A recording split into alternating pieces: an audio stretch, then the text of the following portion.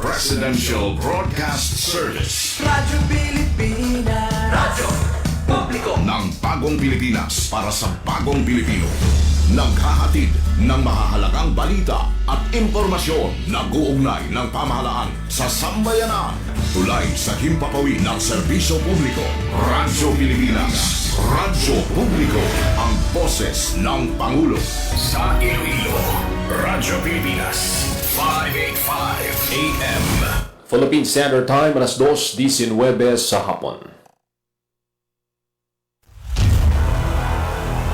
Mga labing ulihing nga hitabo, hibaluon, mga hangkat at tubangon, mga bagay nga importante, aton ginahalungan, aton ginabantayan. Ululupod kita sa Bantay Banwa! Bantay Banwa! Ang programa na magatulong sa inyo sa labing ulihing nga balita, mga panugyan o kampanya para sa kayuhan sang tanan. Ikaw, ako, kita, Bantay Banwa!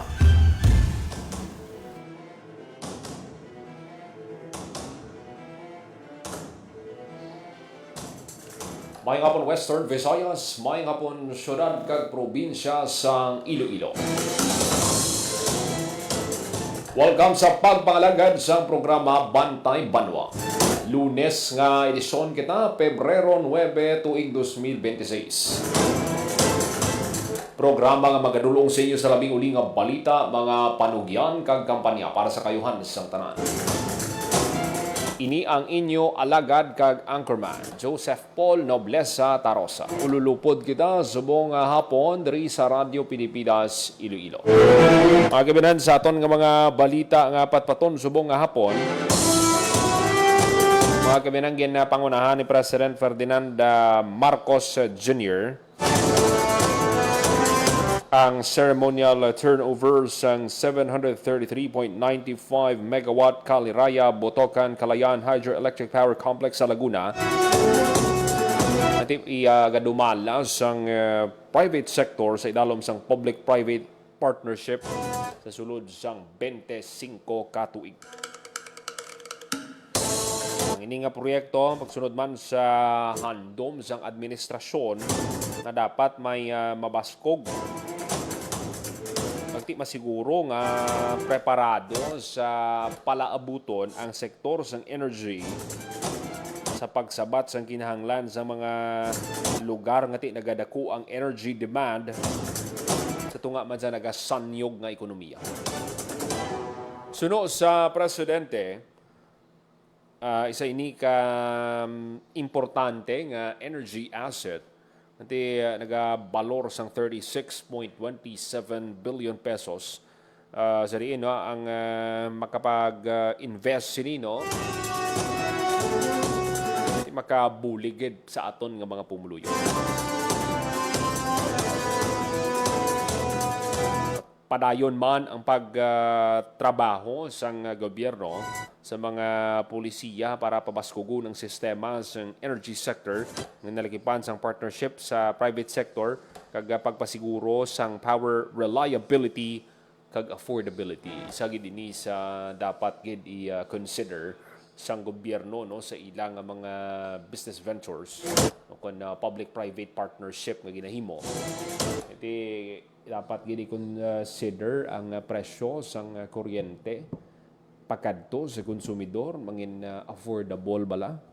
Iti kamahal nga daan sang mga galastuhan subong mga basic needs nato nagmalahal man. Muna nga dapat ma-consider ini sang aton nga gobyerno sa pag-invest importante gid nga dapat reliable kag affordable ang kuryente. At ang pag-privatize ang nasambit nga power plant makahatag sang mangin reliable kag affordable ang kuryente para sa tagsa kabalay, negosyo, pabrika.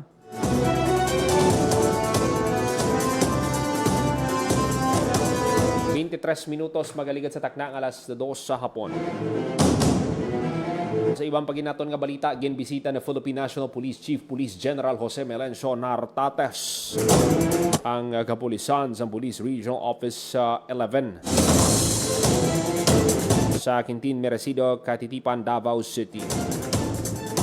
Kag mga kabyanan na ginamanduan sang opisyal no ang PRO 11 nga tutukan ang investigasyon sa sining pagkamatay sang isa ka police officer sa sulod mismo sang kampo nila. Napatay mga kabyanan si Lieutenant Colonel Diosar Almaza nga amo ang acting chief sang Regional Logistics and Research Development Division. Nakasubo ni Nartates ang natabo nati kadungan sang pag-abot niya no sa kampo Kaina Pebrero 9. Base sa report, around 6:45 kaina sang aga, gintuktok ang pulis sa iya quarters kiti isaylo kun tani ang iya salakyan. Ti sang wala sang may nagsabat, ti persahan nga ginbuksan sang mga pulis ang kwarto niya. Kag dito no na nakitaan nga duguan kag wala na sang kabuhi si Almasa nga nagapungko samtang ara sa tupad ang pusil. No ayhan ang sa likod sang sining kamatayon ni Colonel Diosar Almaza.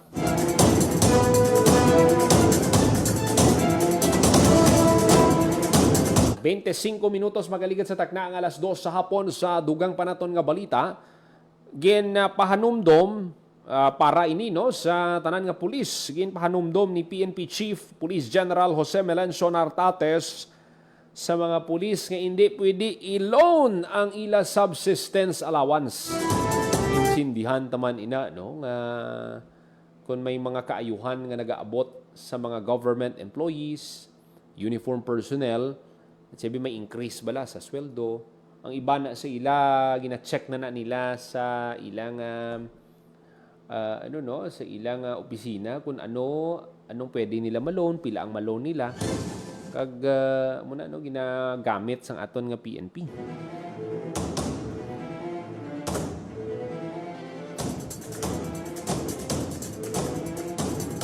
Pero dapat gamiton ining subsistence allowance para sa ila pang adlaw-adlaw nga galastuhan. So hindi ni pwede yang i-loan ang ilang subsistence allowance.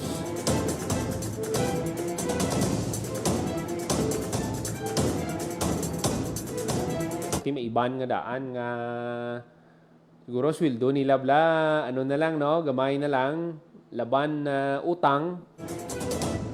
Halos 70 to 80% sang ila sweldo puro loan na max out na gid bala nila. Muna nga ti kinahanglan nila nga mangin liquid, kinahanglan nila sang pundo nga dako para man sa ilang galastuhan, para man sa kinahanglan nila sa ilang tagsa ka pamilya.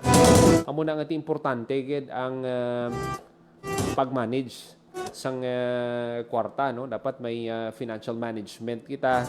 Dapat i-educate tagid ang aton nga aton kaugalingon sa pag-uyat sang kwarta para nga hindi kita magka-problema sa ulihi kag ma-bankrupt. Hindi lang ni para sa mga PNP personnel naton, tanan ini nga nagatrabaho, even ang mga naganegosyo, pati ganing mga estudyante, high school, college. Kay balaan nyo nga mga kabyanan kadamo nga daan sa social media nga naga-promote pagid sang abi pakton abi sang aton nga mga netizen abing sako promote sa mga vlogger bala sugal.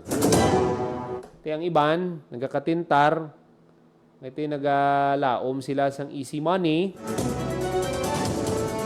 Ngala sila nga ang iban sige trabaho, sige scatter. Di ba? May iban balan mo ang hampang na may pinduton ka lang na pwede na yung automatic. Example, mataya ka da 10 cents. Mataya mo da 10 cents. Sige-sige na naya based na sa mga maistorya naton nga mga amigo tabala nga nagahampang sina 10 cents. Mutang mo lang na cellphone mo tapos sa muna na dayon pwede ka na dayap bayan mong cellphone mo. Amo na dira gid ang problema mo kung nag-ara ka sa CR, nagasugal ka. Mapaligo ka na lang, masugal ka pa. oras mo sa pamilya mo, isugal mo pa. Dira na, nagamat-amat ina. Pag hindi nyo makontrol ang problema ninyo sa sugal. Ang resulta, gambling addiction. Alalangot ini, no? Ang loan, ang addiction, kaya kung hindi ini ma-manage, magka-problema gid kamo sa ulihi. Kag amo na ang dapat agid nga likawan. Kaya pag nagka-problema kamo sa kwarta, pati ang imo nga pamilya, asawa mo, kabataan mo apektado kung ikaw nagapangatubang sang gambling addiction. Pareho man ina sa drug addiction. Mas worse nang galing yung drug addiction kay damo kasang krimen nga pwede mahimo. Sa gambling, kontra mo man dira ang imo kaugalingon. Paano mo bala i-control ang imong kaugalingon hindi ka na magsugal? So amo na no, alalangot ina ang mga loans importante gid nga para sa ano ba lang pag-loan nimo? Para sa panginahanglan mo, expand mo sang imo nga business, magapatindog ka bala sang dugang nga business aside sa imo nga trabaho. Sa tutuod lang amo na ang goal sang kalabanan. Galing kiti mi ara gid yang ati masiling tabalang nakatry na pila ka beses pero unfortunately wala magsanyog ang ilang negosyo, untat kag ti try naman liwat. So amo na no. Pero ang manami sina no sa mga natistingan nga mga businesses, nag-learn ka man sa dalayon. Nati sa ulihi makuha mo gid bala baka patindog agid sa negosyo nga masiling mo long term kag feasible na. Iti may ara nga daan nga ti before ka magpatindog sa isa ka business dapat may feasibility study ikaw ang foot traffic ano kadamo nagapadulong dira ila katawong in-expect naton nga magalabay dira sa imo nga pwesto. So muna damo kasang i-consider. So muna no, pero ti kun ang i-loan mo naman gamiton mo sa galastuhan ti ang budget mo sina. For example, abi kung ang imo nga kinsenas, nagabaton ka 5,000, ti damo ka sang utang, ma-loan ka pagid, mabuyinan ina, butanta 1,000. So 4,000 na lang kada kinsenas. Kag ti pila ina ka tuig, tag 3 years ina, 6 years mo ina ginabayran. So muna nga pasalamat kita kay kadamo naman sa mga nag-educate sa ato no. Ng mga eksperto sa pag-uyat sang kwarta. Isagid ang PNP sa masiling naton nga kinahanglan gid may mga regular sila no. I believe may mga regular ni sila nga mga seminar natuhoy sa financial management. No nami ni kay ti mismo ang ilang hepe dira no si General Nartates ginalantaw ya ang welfare sang mga PNP personnel. 32 minutos magaligad sa takna ng alas 2 sa hapon.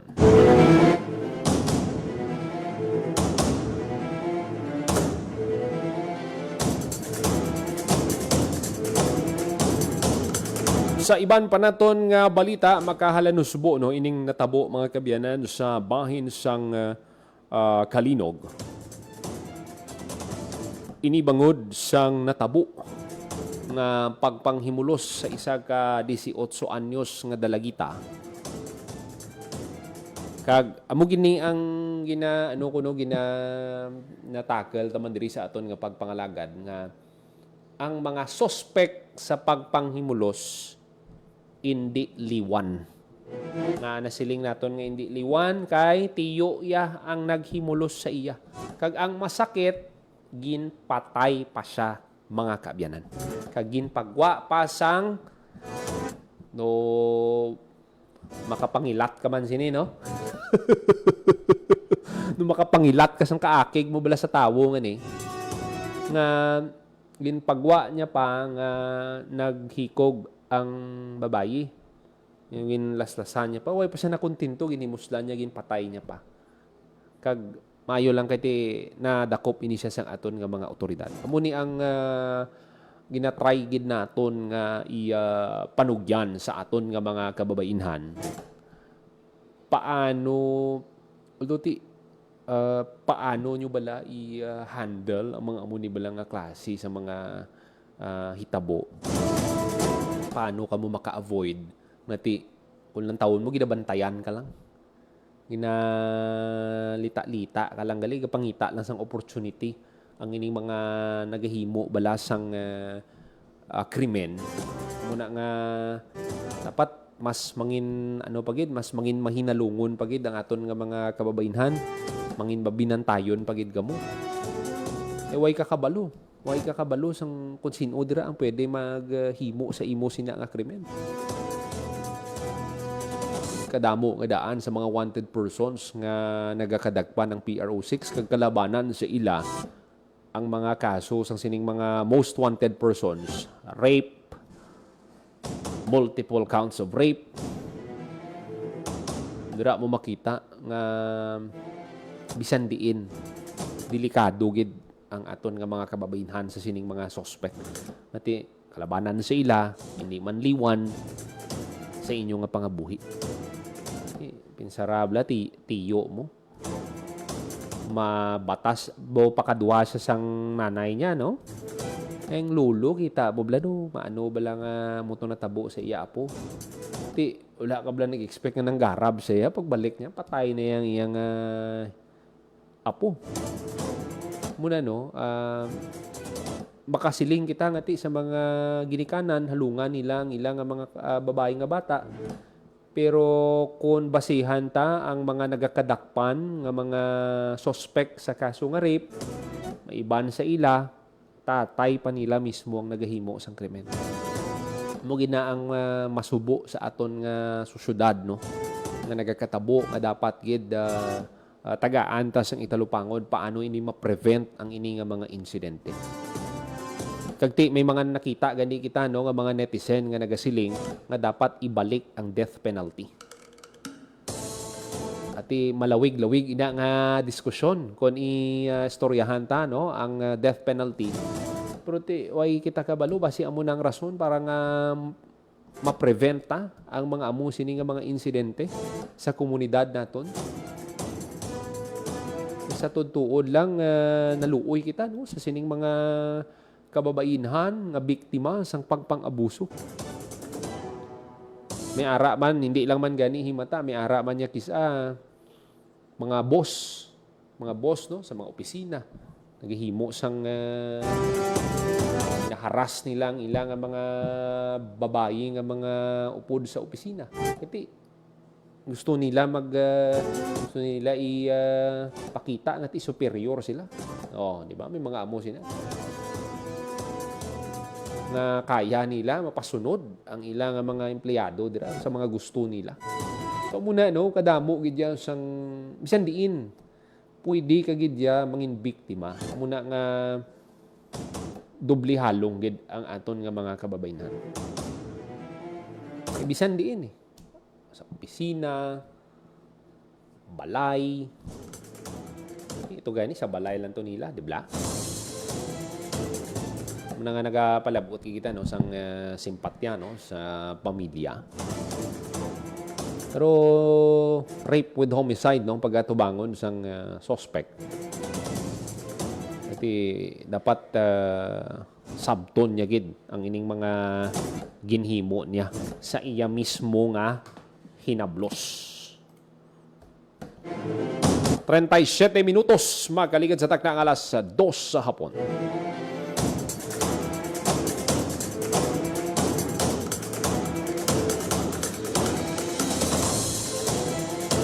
37 minutos magaligad sa takna ng alas 2 sa hapon. Maghatag lang kita sa pila ka mga pahanumdom. Magabalik lang ang programa Bantay Bano.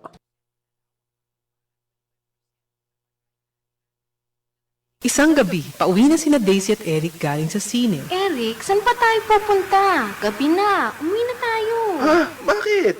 Anniversary natin ngayon. Tsaka sundali lang naman tayo sa motel eh. Ang kulit mo naman eh. Sinasabi ko na sa'yo na hindi pa ako handang makipag-sex. Tsaka paano kung mabundis ako? Sus naman ho, ako bahala. Sumama ka na sa akin. Kung mahal mo ko, patutunayan mo.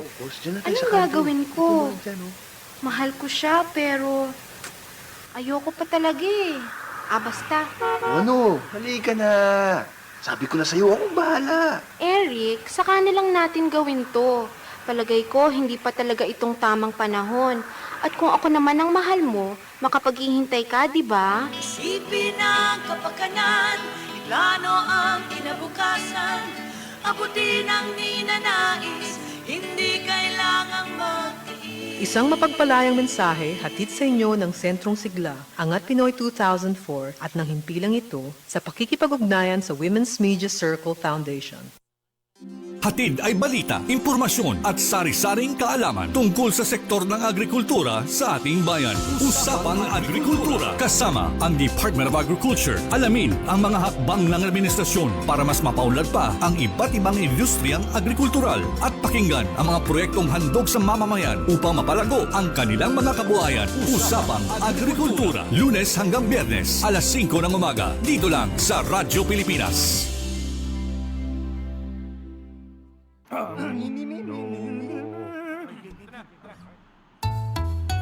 Ang sumitsit ay pangmangmang, ang sumipol ay panghunghang, ang babae sa lansangan, huwag iritan kundi igalang. Pare, ang catcalling ay isang uri ng sexual harassment. Di biro ang sexual harassment at di nakakamacho ang pang-aabuso. Huwag iritan kundi igalang. Isang paalala mula sa Philippine Commission on Women at ng himpilang ito. Ang violence against women and their children o VAUC ay isang krimen at hindi isang pribadong usapin lamang. Ito ay nakasaad sa Rule 3, Section 6 ng Republic Act 9262 o Anti-Violence Against Women and Their Children Act of 2004. May obligasyon ako, ikaw, tayong lahat. And vow now. It's our duty. Ang paalalang ito ay hatid sa inyo ng Philippine Commission on Women at ng himpilang ito. Chong chong chong chong pasipol-sipol, mga manong sa labas, pagtigil at gumalang, kaya ikaw sara bibig, kundi maganda ang lalabas. Pare, ang catcalling ay isang uri ng sexual harassment. Di biro ang sexual harassment at di nakakamacho ang pang-aabuso. Kaya ikaw sara bibig, kundi maganda ang lalabas. Isang paalala mula sa Philippine Commission on Women at ng himpilang ito. Uy, Julie! Kamusta ng date yun ni Elmer? Parang tulalang-tulala ka dyan. Nina, tulungan mo ko. Akala ko date lang yun. Sumama naman ako. Tapos, nirape niya ako. Anong gagawin ko? Ano? Pumunta sa inyong barangay o Police Women's Desk o sa DSWD na may serbisyo para sa mga biktima ng rape. Ang rape ay labag sa human rights at ng anti-rape law. May obligasyon ako, ikaw, tayong lahat. And vow now. It's our duty. Ang paalalang ito ay hatid sa inyo ng Philippine Commission on Women at ng himpilang ito. Uy, ako ba yun? Kung tunay kang lalaki, ito ang alak para sa'yo. Ay, ako ba yun? Gusto mong pumutik? Ha? Ako ba yun? Hubad at duguan ang babae nakita sa madilim na iskinita. Hindi ako biktima, manika, produkto. Babae ako. At ako ang magpapasya para sa sarili ko. Ang mensaheng ito ay hatid sa inyo ng Philippine Broadcasting Service at ISIS International Manila.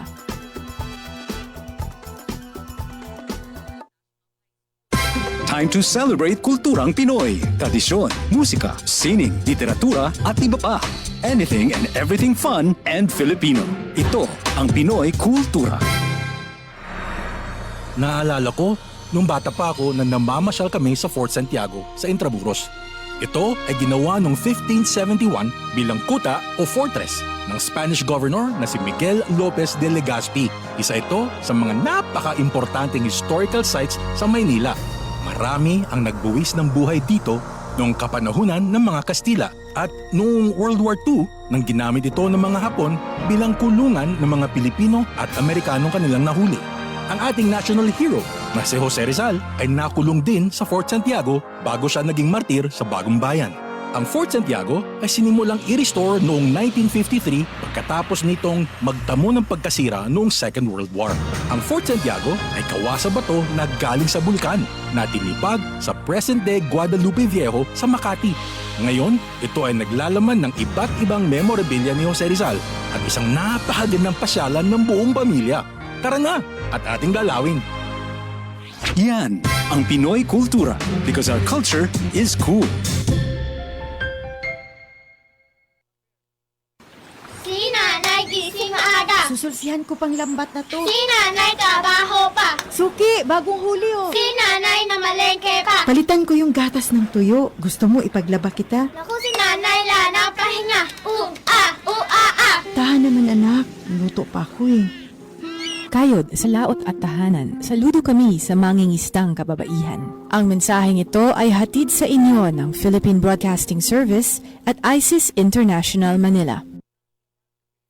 Time to celebrate kulturang Pinoy. Tradisyon, musika, sining, literatura at iba pa. Anything and everything fun and Filipino. Ito ang Pinoy Kultura. Famously known as the lead female character in the epic 19th century narrative of Jose Rizal's Noli Me Tangere, ang Maria Clara ay isang traditional dress na ginagamit ng mga Filipina. Touch Me Not may not just be the title translation of Jose Rizal's book. Pwede rin yan ang sinasabi niya sa kanyang pananamit, since the dress covers almost all of her person. It surely does.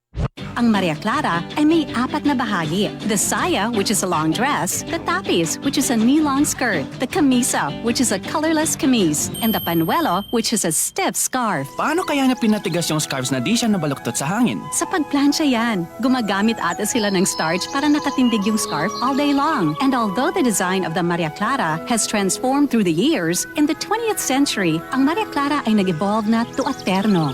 Terno, now that's what we mostly hear these days. That's the dress most, if not all, Miss Universe Philippines title holders wear during the nightgown segment in the global pageant. Good evening, my name is Gloria Diaz, Financo, Manila.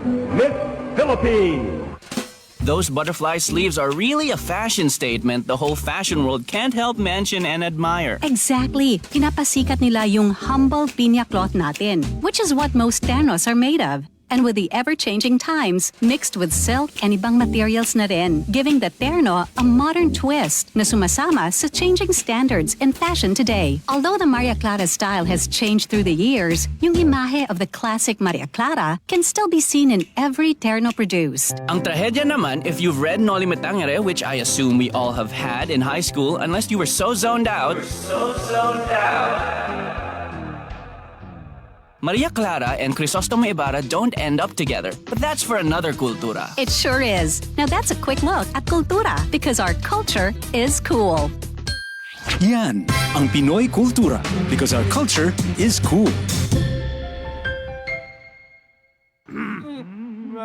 Game, 1, 2, and... Paa, tuhod, balikat ulo, kita, puwetan, baywang at susus. Huwag mong titigan ang hindi sa'yo at maging disenteng tao. Pare, ang catcalling ay isang uri ng sexual harassment. Di biro ang sexual harassment at di nakakamacho ang pang-aabuso. Isang paalala mula sa Philippine Commission on Women at ng himpilang ito. Time to celebrate kulturang Pinoy. Tradisyon, musika, sining, literatura at iba pa. Anything and everything fun and Filipino. Ito ang Pinoy Kultura. Known to tourists as hanging rice, puso is rice cooked in woven palm leaves and seen mostly hanging in food stalls, kaya tinawag na hanging rice. It is sold along with barbecue, lechon, ginabot, and the likes in Cebu. Ang puso ay isang iconic street food sa Cebu. Great to take on a picnic or pag nagbi-beach or kahit saan kapag nagutom. No need for utensils or plates, just grab a bunch of hanging rice and some barbecue and you can eat anywhere even without a table. Busog na, biodegradable pa. So don't forget to have some when you visit the Queen City of the South. Yan ang Pinoy Kultura because our culture is cool. Time to celebrate kulturang Pinoy. Tradisyon, musika, sining, literatura at iba pa. Anything and everything fun and Filipino. Ito ang Pinoy Kultura. Isa sa mga napakagandang alaala nung bata pa ako was visiting Luneta, running around the well-manicured park, staring up at the Rizal Monument, wondering sino kaya siya at bakit may memorial siya. Yung higanteng relo. Aba, I made sure to pull my parents so I could stare at the floor clock. I couldn't even read the time then pero tuwang-tuwa pa din ako. At eto ang mas nakakatuwa sa Luneta, we didn't really need money to enjoy the park. It was for free. Namamasyal pa sa Luneta.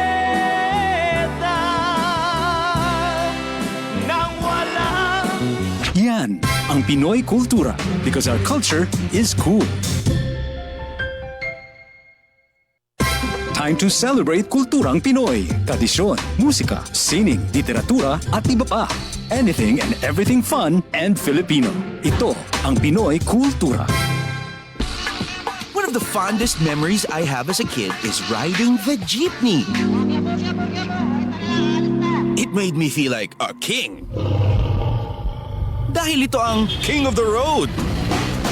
The jeepney or jeep is a cultural symbol that has transported us to school, the office, sa mall, at sa iyong first date.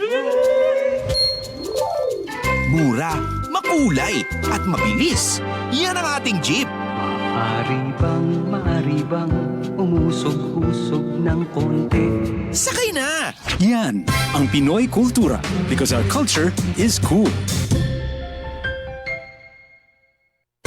Time to celebrate kulturang Pinoy. Tradisyon, musika, sining, literatura at iba pa. Anything and everything fun and Filipino. Ito ang Pinoy Kultura. Kung musikahan lang ang pag-uusapan, halina't kilalanin natin si Ryan. He is one of 4 children of Alberto Austria Cayabyab and Celerina Venson Pujante, an opera singer and professor. Hilig talaga niya ang musika. Ang taong nagtutulakan sa abingidang aking napagdaanan. Sa katunayan, he was 4 years old when he took up piano lessons. Bachelor of Science in Business Administration is what he initially took until he was presented with a scholarship and hold learning in music. Bachelor of Music, major in composition degree. Ayan ang tinapos ni Ryan, kaya naman siya ay naging propesor ng Department of Composition and Music Theory. Magmula nung ako'y natutong umawi.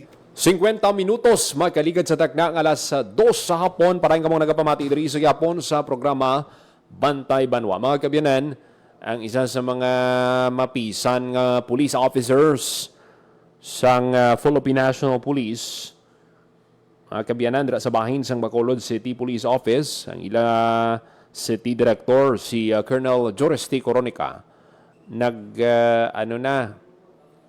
nag-exit call na ini siya sa Bacolod City Government last week. Parang matagaan ligwa ang city government.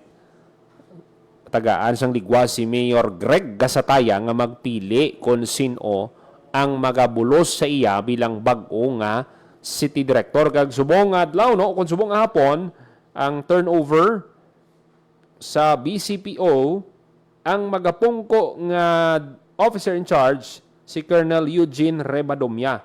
Samtang si Colonel Coronica naman, manginhepe sang Regional Operations Division, amuning R3 sang Police Regional Office, Negros Island Region. Kag nagapasalamat gid si Colonel Joris T. Coronica sa nga nagsuporta sa iya ng mga stakeholders, local officials, sang siyang nagpamuno sa BCPO. 1 year and 6 months nga nag-alagad si Colonel Coronica.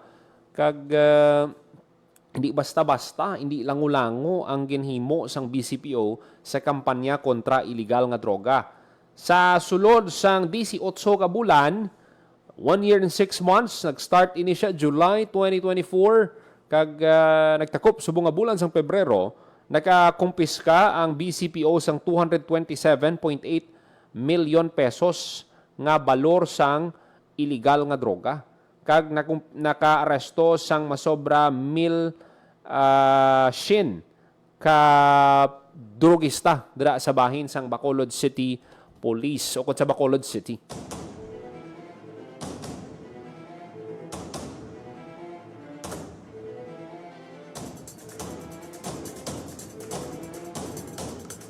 Ang ginabuslan niya, hindi man to basta-basta. Damo man to sa na-accomplish si Colonel Alinio. So, duwa sining ka city director dira. So, maging challenge ini, no, sa bag-o dira nga CD sang BCPO, si Colonel Rebadomia, kung paano isusteniron ang ining mga nalabot, no, ni Colonel Joris T. Coronica bilang hepe sang BCPO. Ngati sad to, City Director man sang Iloilo City Police Office. Madamo-damo man ang na-accomplish ni Colonel Jong diri, no, sa ICPO. Gintagaan man ini siya sang pagkilala sang city government kung nadumduman sang aton mga tagpalamati sang time ni Mayor Jerry Tranias Yung tagaan, ini siya sang pagkilala, kag ti saludo, gid siya, no? Sa nangin performance ni Colonel Jong, iti after sang stint niya sa ICPO, saylo siya sa Bacolod City, kag di subong, mag-aalagad siya sa regional headquarters sang PRO-NIR. At matamat na ni, plastar na ni para sa pagka-general, may mga tinuig pa man ina nga lagson, pero matamat ka na plastar, kaya may ano na may mga binulan ina, parang may mga ano ina may mga kinahanglan ina nga mga assignment ang mga muna nga mga position para nga makasaka ka man, makapapromote ikaw, no? Iti ang ginahandom gid sang mga opisyal nga makuha ang bituon. Bituon. Ang star rank na ginahandom, no, sa mga police officers, ilabi na ang mga halin sa Philippine National Academy kag sa PMA man, no, munang ginahandom nga makuha, no, ang rangko nga Brigadier General. Sa ulihi kung binason ka ti kasaka ka pa Major General, Lieutenant General, hasta sa ti kung pilion ka dira sang presidente ti mangin Police General ka sa ulihi. Pareho sa natabo ni sa mga hepe, no, sa Philippine National Police, sila General Torre, General Nartates ngati nagapungko subong bilang chief sang Philippine National Police. So best of luck gid kay Colonel Joris T. Coronica sa iya bag-o nga assignment, kag God bless gid kay CD. 55 minutos magaligad sa takna ng alas 2 sa hapon, mga kabiyanan ng iban pagid nga mga balita apat pato naton sa masunod nga edisyon sang programa Bantay Banwa. Ginapasalamatan tang aton mga kaupdanan sa technical side sa studio, Mr. Vermor Aventura sa transmitter, Mr. Jeffrey Betita. Para sa Bagong Pilipinas, Joseph Paul Noblesa Tarosa, Radio Pilipinas, Radyo Publiko. Inyo nabatian ang mga labing ulihi nga kasayuran. Bulag, hublag, tubtub sa masunod naton nga pag-ulupdanay sa Bantay Banwa.